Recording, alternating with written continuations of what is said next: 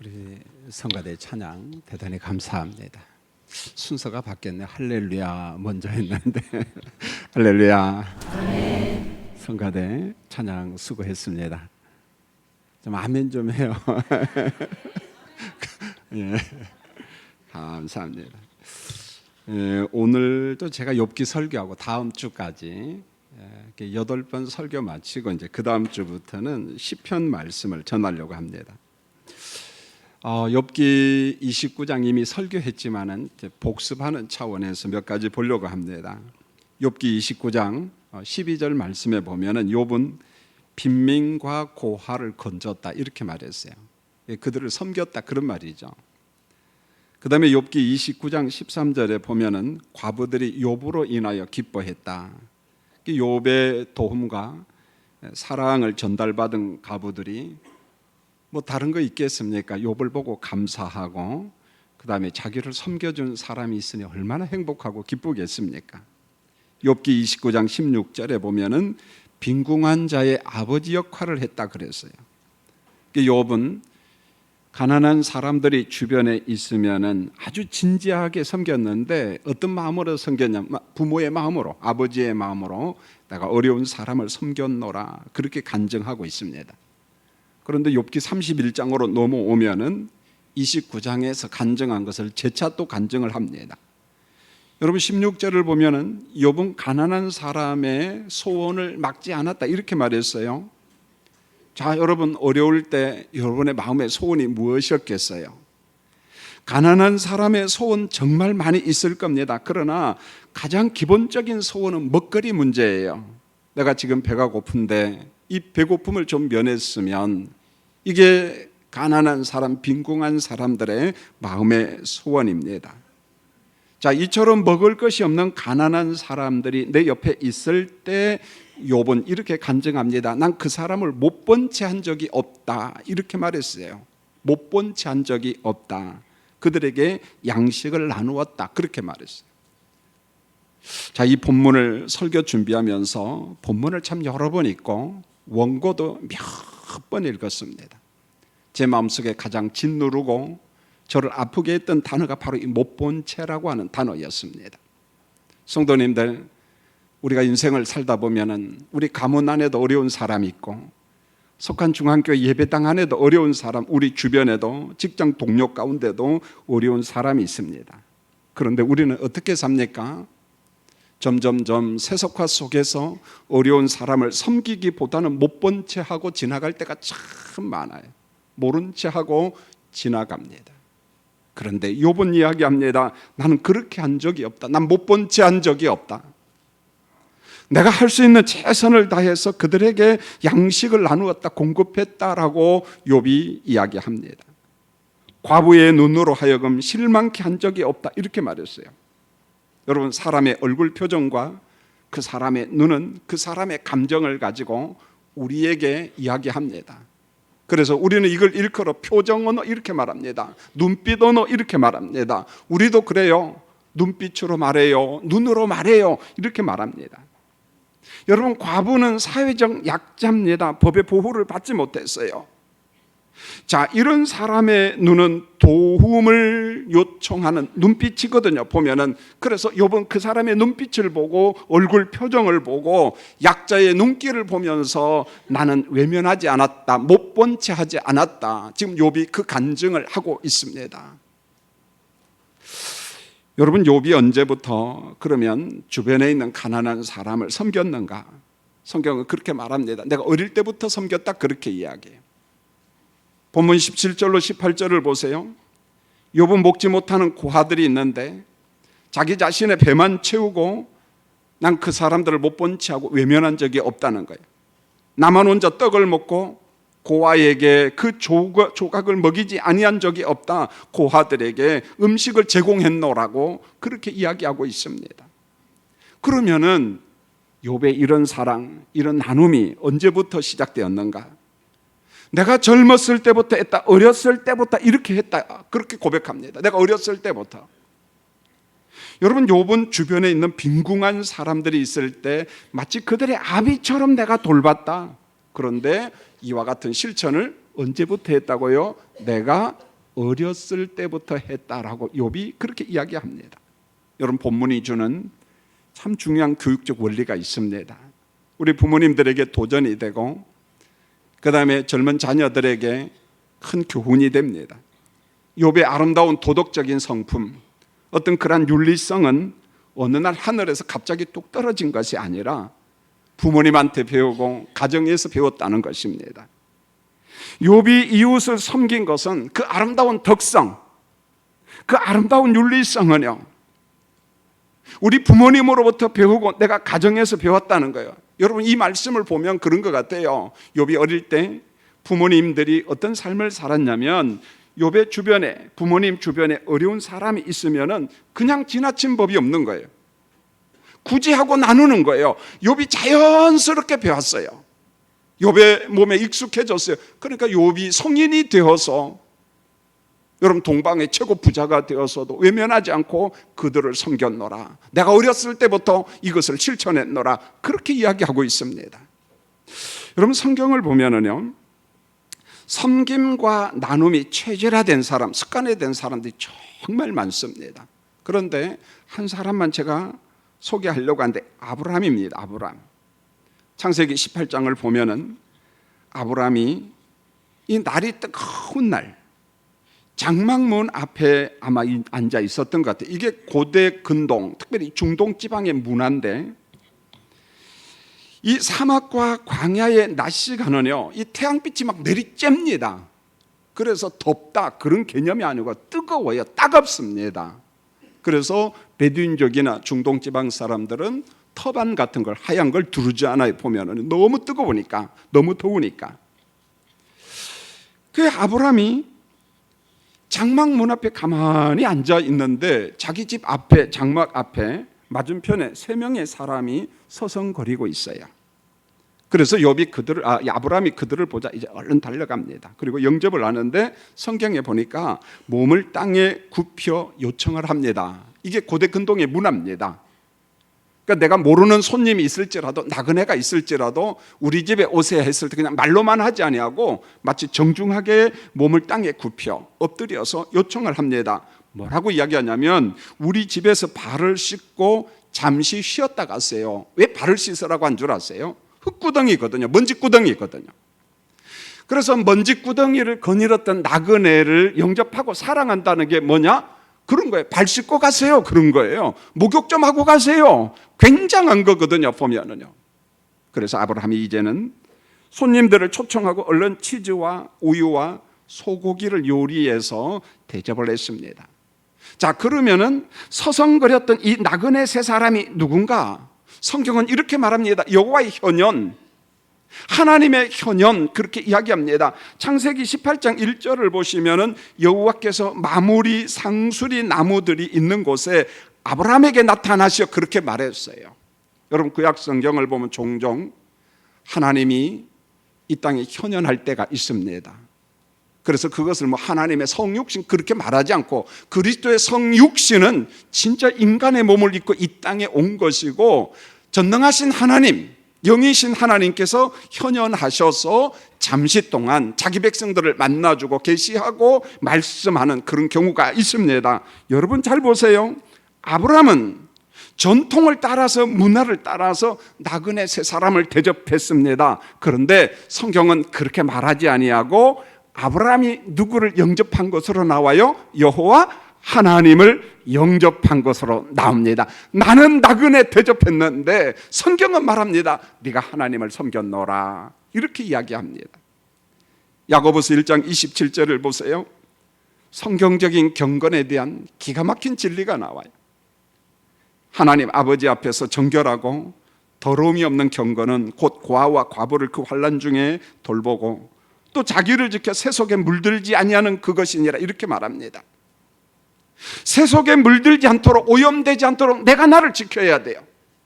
성령과 십자가 안에서 나를 지켜야 돼요. 여러분, 이게 거룩한 경건입니다.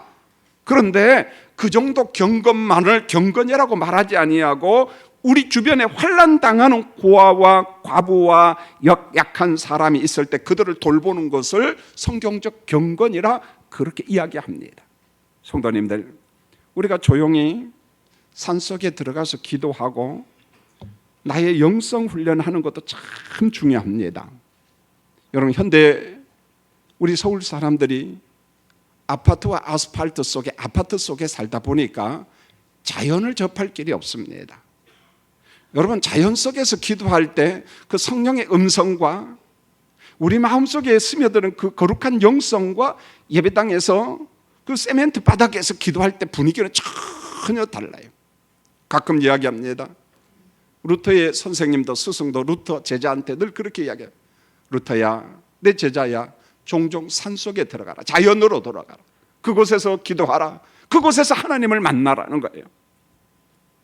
여러분, 틈나면은 좀 천장산에도 올라가고 좀 저 앞에 있는 봉화산도 좀 올라가고 걸으면서 그저 10바퀴 돌았다 바퀴 수만 좀 세지 말고 하나님과 교제하는 여러분 되기를 원합니다. 자연 속에 들어가는 거 대단히 중요합니다. 꼭 필요한 훈련입니다. 자기를 지키는 거 거룩한 경건이에요. 그런데 그것만을 경건이라고 말하지 않고 성경에서 강조한 것은 의의 백성들아, 의의 백성들아, 고아와 과부, 연약한 사람들이 있으면 좀 돌보라는 거예요.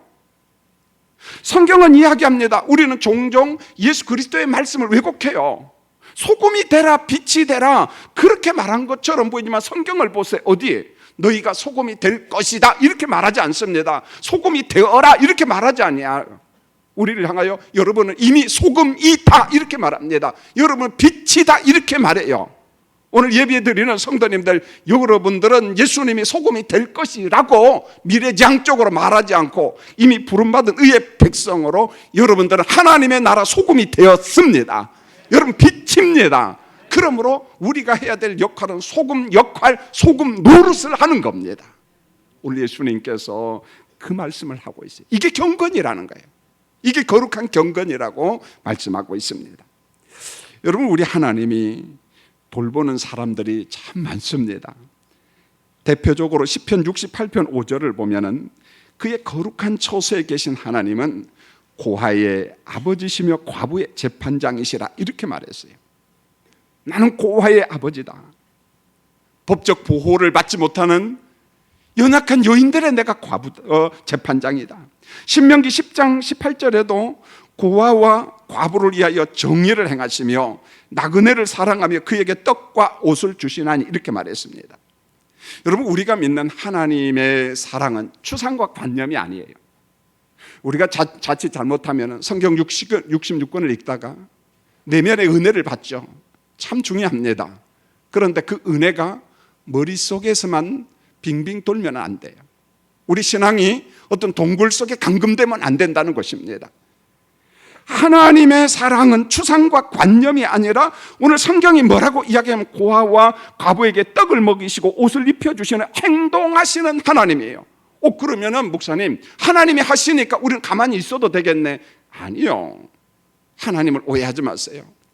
전능자 하나님께서 우리에게 은혜 주시고 은혜 받은 우리를 통해서 어려운 사람에게 떡을 공급하고 옷을 공급하라 이렇게 말합니다. 누구를 통해서? 김 목사를 통해서, 누구를 통해서? 여러분을 통해서, 누구를 통해서? 석관중앙교회를 통해서 그렇게 하기를 원하시는 하나님이셔요. 우리 보고 하라는 거예요. 우리 보고. 여러분, 본문 19절 20절을 보세요. 중동 지방의 특징은 일교차가 참 심합니다. 낮에는 정말 뜨겁고 밤에는 추워요. 이게 광야 기후고 사막 기후의 특징 아니겠어요? 그런데 욥이 이런 간증을 합니다. 의복이 없는 사람, 덮을 것이 없는 사람을 보고 나는 못 본 채 하지 않았다 그렇게 말했어요. 모른 채 하지 않았다, 외면하지 않았다. 그러면서 하는 말이 나의 양털로 그의 몸을 따뜻하게 해주었다 이렇게 말해요. 이게 무슨 말이냐면은 이번 주 금요일 저녁에도 우리 목사님이 설교를 했어요. 겉옷과 속옷 이야기. 우리 예수님이 그러잖아요. 속옷을 주라고 하면 뭣도 줘라? 겉옷도 주라고 했을 때 이 속옷은 우리 개념의 속옷 뭐 그렇게 말해도 되겠습니다. 원 헬라어 뜻은 이 몸에다가 살짝 걸치는 거, 뭐 그런 옷이에요. 겉옷은 말 그대로 제가 입은 양복 같은 개념이 아니라 뭐라고 할까요? 이불 같은 개념입니다. 왜요? 이 사람들은 뭐 옷이 많지 않기 때문에 낮에는 더우니까 그걸 벗고 다녀요. 근데 밤에는 추우니까 그걸 어떻게 해요? 덮고 자는 거예요. 그래서 성경에서 말씀한 겉옷은요, 이불이에요, 이불. 여러분, 속옷을 가지고 하는 자에게 겉옷까지 주라고 하는 말은 하나님께서 말씀하시는 것은 이 정도가 아니라 그 이상. 그럼 분쟁이 없는 거예요. 싸움이 없는 겁니다. 더 가면 되는 거예요. 오리 가자고 하는 사람에게 몇 리 가자? 10리 가면 할 말 없는 거예요. 주님께서 말씀하신 제자도, 제자의 탁월성, 제자의 비범성은 뭐냐면 이 정도가 아니라 그거 뛰어넘어가라. 그러면은 분쟁의 소지가 없다는 거예요. 여러분, 욥이 뭐라고 이야기하냐면은 의복이 없는 사람, 덮을 것이 없는 사람, 추위 가운데 떨고 있는 사람을 보고 내가 못 본 채 하지 않았고 나의 양털로 그들의 몸을 따뜻하게 했다는 말은, 여러분, 욥은 재벌이에요. 그런데 짐승 중에 무슨 짐승이 제일 많았어요? 양입니다. 그러니까 양을 잡고 나면은 양털을 갖다가 잘 관리했어요. 양가죽. 그래서 아마 그걸 창고에 좀 싸놨던 것 같아요. 그래서 어렵게 살아가는 사람이 있으면은 덮을 게 없는 사람한테 그걸 준 거예요. 여러분, 욥의 섬김은 실질적이었어요. 그저 단순히 이론적으로 이야기한 것이 아니라 누군가 필요한 사람에게 덮을 것을 주고 일용할 양식을 주고, 그 이야기를 지금 욥이 하고 있습니다. 여러분, 욥으로부터 사랑을 제공받은 빈궁한 사람들이 욥을 향하여 인사를 하고 축복을 비는데 이렇게 말했습니다. 그의 허리가 나를 위하여 복을 빌게 했다 그랬어요. 여러분, 그의 허리가 욥을 향하여 축복했다, 복을 빌었다. 그럼 이 허리라는 말이 뭘까요? 여러분, 우리 인체 중에서 가장 힘이 받는 데가 어디일까요? 허리잖아요. 허리입니다. 그런데 이 허리는 종종 그 사람의 인격을 상징하기도 합니다. 그의 허리가 욥을 축복했다는 말은 나를 섬겨준 사람들이 욥을 향하여 하나님, 저 욥과 같은 사람 축복해 주셔야지 누구를 축복합니까? 많은 사람들이 욥을 향하여 그런 반응을 보였다는 것입니다. 욥의 따뜻한 섬김을 받은 사람이 욥을 축복했어요. 욥에 대해서 감사했다, 그런 말입니다. 여러분, 이웃에 대한 섬김, 나눔의 원리가 있어요. 제가 더 이상 많이 설명하지 않아도 우리가 너무 잘 알아요, 예수 믿는 사람들은. 자, 그러면 어떻게 하느냐? 근데 이게 실천은 잘 안 되는데 이렇게 하면 돼요. 누군가 내 눈앞에 어려운 사람이 보여요. 성령께서 내 심령 안에 마음속에 감동을 주셔요. 자, 이때 성령께서 우리 마음을 움직일 때, 감동을 주실 때 성경의 방법은 미루지 말랍니다. 미루지 말라는 거예요. 은혜가 내게 임할 때, 성령이 내 안에 감동을 줄 때 미루지 말라는 거예요. 여러분, 야고보서 2장 15절로 17절, 만일 형제나 자매가 헐벗고 일용할 양식이 없는데 너희 중에 누구든지 그에게 이르되 평안히 가라, 덥게 하라, 배부르게 하라 하며 그 몸에 쓸 것을 주지 아니하면 무슨 유익이 있으리요? 이와 같이 행함이 없는 믿음은 그 자체가 어떤 믿음이라고요? 죽은 것이라, 이렇게 말합니다. 아니, 지금 배가 고픈 사람이 내 앞에 있고 옷이 없어서 추위에 벌벌 떨고 있는데 그 사람을 향하여 아무것도 없는데, 야, 그렇게 춥게 다니면 안 돼, 덥게 하라, 배부르게 하라? 먹을 게 없는데 어떻게 합니까? 이와 같은 사람이 내 눈앞에 있을 때, 그런 사람을 보고 성령이 내게 감동을 줄 때 내가 할 수 있는 범위에서 한번 섬겨보라는 거예요. 없는데 어떻게 섬깁니까? 그러나 할 수 있는 범위 내에서 한번 해봐라. 오늘 그 말씀을 하고 있습니다. 언젠가 제게 참 큰 기쁨을 준 간증거리가 있습니다. 참 간증거리가 참 많죠, 이런 것은. 면소재지에 있는 이 작은 교회, 면소재도 소재지 교회는 꽤 규모가 큽니다. 뭐 300명, 뭐 500명 이렇게 큰 교회도 있어요. 그런데 이제 면소재지에서 동네로 들어가면 작은 리단위의 교회가 있거든요. 그 교인이 얼마 없어요. 그다음에 우리나라는 섬들이 참 많잖아요. 그 섬에서 목회하는 이 부부들을 이제 섬기는 1박 2일 세미나를 저 경주에서 했습니다.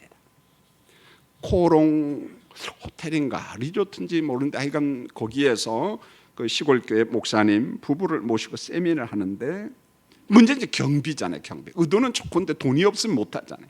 그래서 경비는 도회지 교회가 부담한다. 이제 이런 결론을 하고 이제 돈을 모금했어요. 자, 숙소 식사 비용을 부담해야 되는데 도회지 교회가 넉넉한 교회도 있습니다만 예산이 없는 도회지 교회도 참 많거든요. 여러분, 저희 교회도 중형교회입니다. 말 그대로 어른들이 주일날 한 1000명 정도 출석합니다. 뭐 제적교회는 더 되죠. 보면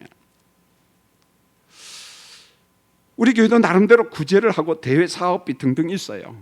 담임 목사가 이야기하면은요, 재정부나 장로님들이 다 협조합니다. 우리 교회의 아름다움이 그거거든요. 그런데 1년 예산을 세울 때 다 예산을 세우거든요. 뭐 돈이 여유가 있는 건 아니에요.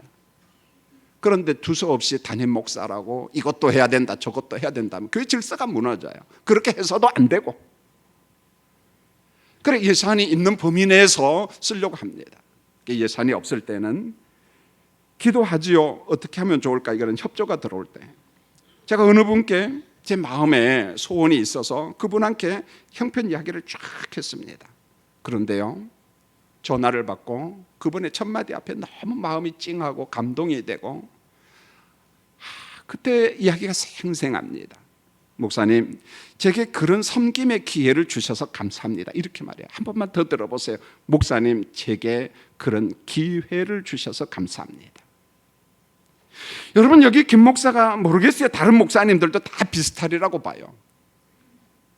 누가 막 돈 가져온다고 해서 환영하고 받고 그런 스타일 아닙니다. 여러분, 물어봐요. 정당한 거. 여러분, 제가 2부 예배도 이야기했습니다마는 당사자 가족과 자녀들이 있었어요. 언젠가 우리 전 목사님이 케어다곤 목사님 여동생이 필리핀에서 교통사고로 크게 다쳤어요. 그래서 다바오에서 치료비 수술비가 1200만 원 나왔습니다. 그런데 형편이 여의치 않아요. 그래 한 350만 원 치료비를 주고 850만 원을 이제 치료비를 더 줘야 돈이 없거든요. 그렇게 아마 그게 인터넷상으로 SNS상으로 서로 공유를 했던 것 같아요. 그걸 마침 우리 위안복 장로님 그걸 본 거예요. 신방 중인데 전화가 왔습니다. 목사님, 제가 케어닥은 여동생 이렇게 아프다는 소식을 접했는데 850만 원 제가 헌금하겠습니다. 제가 그 말을 듣고 할렐루야 했겠어요? 노 했겠어요? 이 안에 정답이 다 있거든. 절대 할렐루야 안 했어요. 저를 좀 잘 보세요, 여러분요. 이게 조금 받을 돈인가 안 받을 돈인가 고민했어요. 그래서 첫마디가 노, 안 됩니다. 장로님. 그래 또 연락이 왔어요. 역시 노예였어요. 이렇게 이제 제안했어요. 권사님이랑 상의했습니까? 가족과 상의했습니까? 했다는 거예요. 그러면 하루만 더 기다리시죠. 기도 좀 해보시죠. 여러분이 생각해도 850만 원은 작은 돈이 아니에요. 이미 정년퇴직 하신 분이에요. 연금으로 삽니다. 기도하다가 권사님과 상의를 하고 자녀들과 대화가 됐다고 해서 그 850만 원 목적 헌금으로 헌금하고 그것을 재정부에서 그대로 다 보냈어요. 치료비로. 여러분, 그 액수가 어떠하든지 간에 성령께서 그 마음속에 누군가를 향하여 섬기도록 그 마음을 주시고, 하나님 내게 섬김의 기회를 주셔서 감사합니다. 그게 얼마나 아름다운지 몰라요. 여러분, 이게 쉽게 되지 않습니다. 말 그대로 하나님이 주신 성령의 마음입니다. 전 지난주 주일 밤에 시골을 다녔습니다. 목사님들하고요. 제 고향 장계를 갔다가 그 다음에 경상남도 함양, 그리고 경남의 김해, 그리고 남해는 주로 섬교회를 찾아갔어요. 다낭교회 배 타고 마덕교회 갔어요. 다낭교회는 30명, 많이 모일 때는 150명씩 모였대요. 마덕교회는 10사람이에요. 목회자 생활비도 주지 못합니다. 그 교인들이 다 어디 갔나요? 다 도회지로 다 나간 거예요. 떠나지 않고 시골교회를 지켜요. 전라남도 신안을 갔습니다. 신안도 섬들이 얼마나 많나요? 섬들의 복음화를 위해서 그 유명한 성결교회 문중경 여전도사님 100개 교회를 세웠어요. 그런데 공산주의자한테 두들겨 맞아 죽었습니다. 순교자예요. 하나님의 복음을 전하다가 신안군 일대 섬들마다 다니면서 100개 교회를 개척한 여존도사님입니다. 그런데 복음 전하는 여존사님이 공산당한테 몽둥이로 두들겨 맞아 죽었거든요. 보면 그걸 기념하기 위해서 기념관을 세웠어요. 마음이 숙연하잖아요.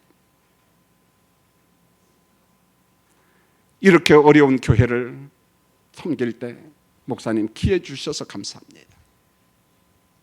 여러분, 본문 21절은 문장은 좀 어려워요. 그러나 내용은 전혀 어렵지 않아요.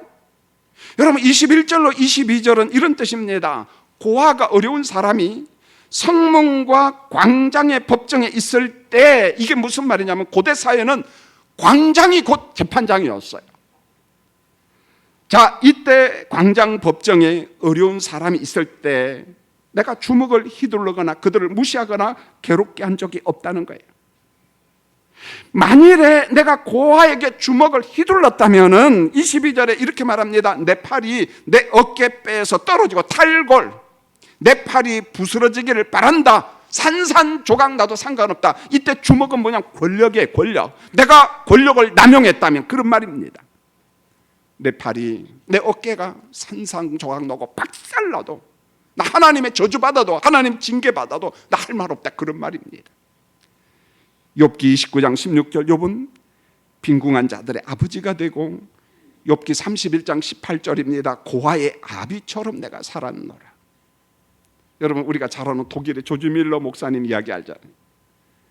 할레 대학 다니다가 경검 기도 모임에 동참해서 은혜를 받았어요. 서원합니다. 목회자가 됩니다. 영국 브리스톨로 선교사로 떠납니다. 이 당시 브리스톨은요, 전염병이 창궐해갖고 많은 사람들이 죽었습니다. 여러분, 여기에는요 광산, 탄광이 참 많아요. 지금도 영국의 브리스톨은 항공 우주 산업이 고도로 발달한 데고요. 브리스톨 대학 같은 경우에는 유명한 이 소아과 같은 거 전 세계에서 유명합니다. 브리스톨 대학 같은 경우는요, 우리나라 서울대를 훨씬 능가합니다. 그래서 100대 대학원에 보면 언제나 앞에가 있어요. 그런데 산업혁명과 더불어서 이 고아 문제로 참 어려움을 겪고 있었어요.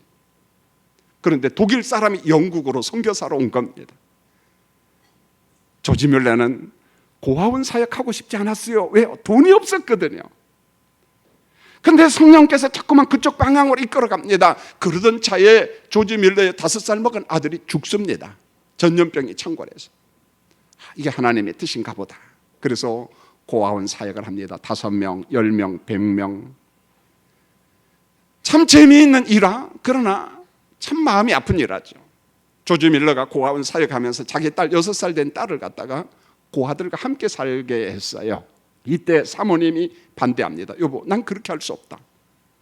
고아는 고아고 내 자식은 내가 키워야겠다. 조지 밀러가 이야기합니다. 여보, 그렇게 하면 안 돼.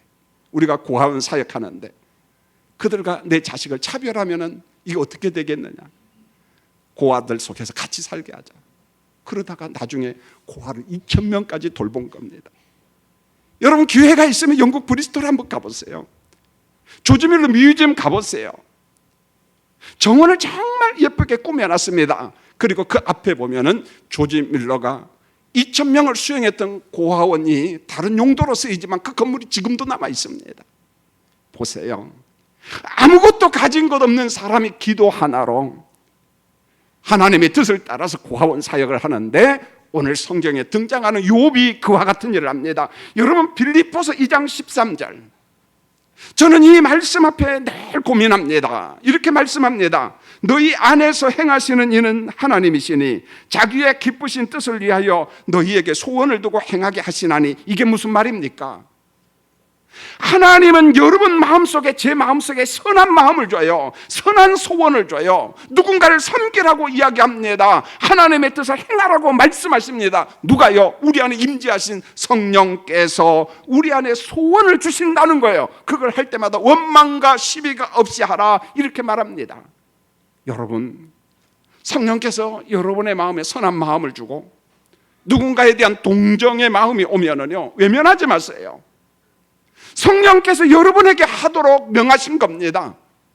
어떤 사람은 한 달간 기도해요. 성령께서 자꾸만 말씀합니다. 나는 그걸 할 만한 능력이 없어요. 가진 것도 없습니다. 그럼에도 불구하고 성령께서 자꾸만 마음에 소원을 주셔요. 가라, 한번 해보아라 이야기합니다. 할 때, 움직일 때 성령께서 공급하시고 채워 주십니다.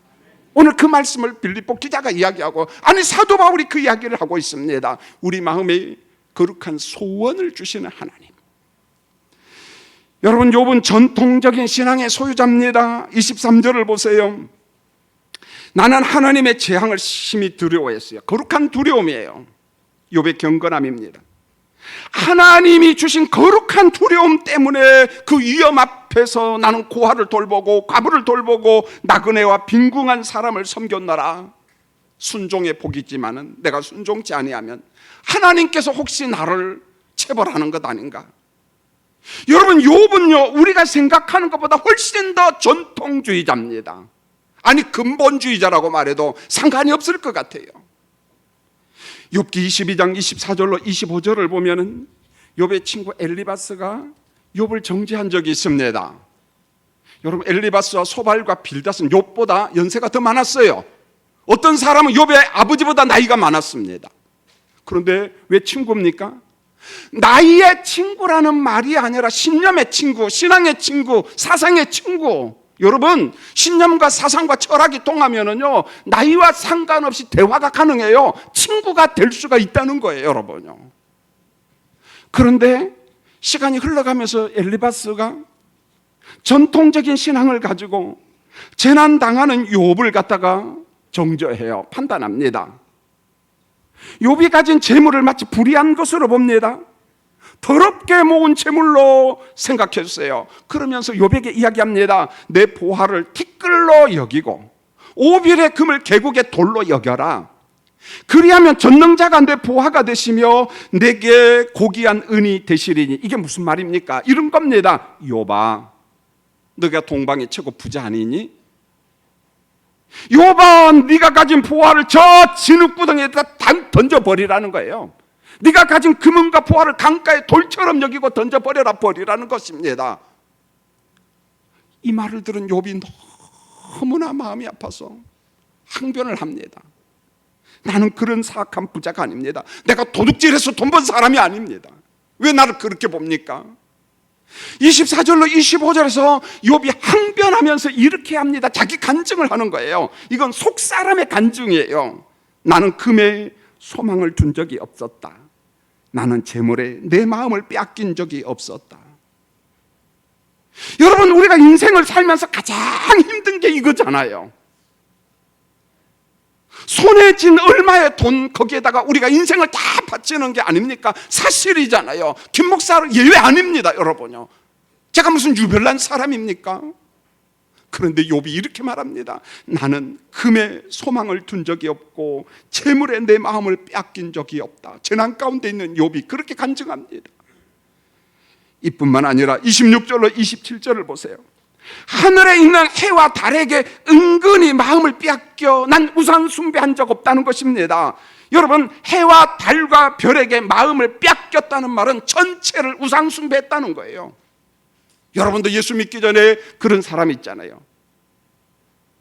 신년에 태양이 떠오를 때 경포대 동해 앞바다 가서 빌었잖아요. 태양님이요, 우리 아들도 잘 되게 해주시고, 암면도 앞바다에 가면 낙조 때 큰 멋진 태양을 보면서 또 복을 빌었잖아요. 내가 만약에 그렇게 한 적이 있다면은, 전체에 내 심령을 빼앗겼다면은 나는 하나님을 속이는 사기꾼이라는 거예요. 나 거짓말쟁이라는 거예요. 난 그런 적 없다는 거예요. 금은 보화에 내 마음 빼앗긴 적이 없다. 전체에 내 마음을 빼앗긴 적이 없다. 이제 결론을 맺겠습니다. 욥이 주는 바 교훈입니다. 욥은 부자였어요. 욥기 1장 3절에 동방에 참 부자였습니다. 경건한 성도님들, 제발 좀 욥처럼 부자 되기를 원합니다. 할렐루야. 2부 때는 한 4명 한 것 같은데 3분 한 10명 하는 것 같아요. 10명 갖고도 안 돼요, 여러분요. 좀 선교 좀 하게 더 많이 부자 되기를 원합니다. 어제도 우리 김주설 집사님 딸 우리 은혜자매하고 인기 형제 결혼하는데 결혼식 설교하다가 부자 되라고 하니까 그놈의 신랑이 막 좋아가지고 어쩔 줄을 모르더라고요.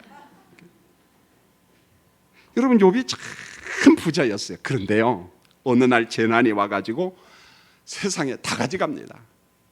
자녀 다 죽었습니다. 가진 재산 다 잃어버렸습니다. 온몸은 만신창이가 됐어요. 그런데 주변에 있는 전통주의자들이 와가지고 막 욥을 정죄해요. 이 나쁜 놈아, 회개하라. 그 욥이 감당을 못해요. 근데 욥이요, 그런 환경 속에 기가 막힌 고백합니다. 주신 자도 하나님, 취하신 분도 하나님, 나의 생명도 하나님. 할 말 없어요. 이제는요, 더 이상 뭐라고 이야기합니까? 이와 같은 욥이 간증합니다. 난 이웃을 최선을 다해서 섬겼다. 내 사랑했다. 그래서 저는 섬김을 체질화된 욥, 그렇게 이야기했어요. 여러분, 한의원에 가봤지요? 종종 의사 선생님이 말하잖아요. 우리의 무엇을 고치라고요? 체질을 바꿔야 된다, 이렇게 말하잖아요.